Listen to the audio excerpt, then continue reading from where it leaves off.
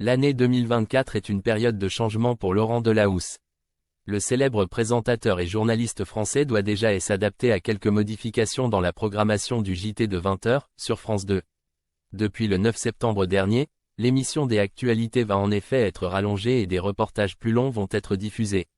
Plus grave, Laurent Delahousse doit affronter une mauvaise nouvelle depuis quelques mois.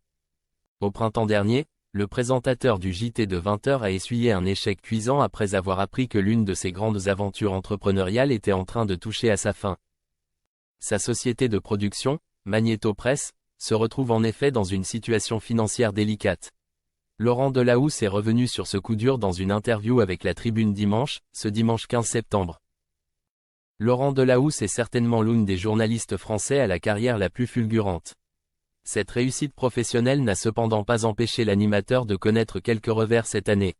Le 19 mars dernier, Magnéto Presse, la société de production indépendante qu'il a créée en 2008, s'est retrouvée en cessation de paiement. Magnéto Presse ne cesse jamais relever de ses difficultés financières. Au printemps, elle a ainsi été placée en liquidation judiciaire. Ça m'a attristé. Magnéto est l'une des plus belles aventures de ma vie. J'ai eu des collaborateurs et des partenaires incroyables. On a essayé de garder la tête hors de l'eau. Mais produire du documentaire coûte cher et ne rapporte pas beaucoup d'argent. La production indépendante souffre, c'est ainsi. Il faut résister, comme tout entrepreneur, s'est-il exprimé. Ce n'est pas la première fois que Laurent Delahousse se retrouve en difficulté depuis qu'il s'est lancé dans la production en 2008.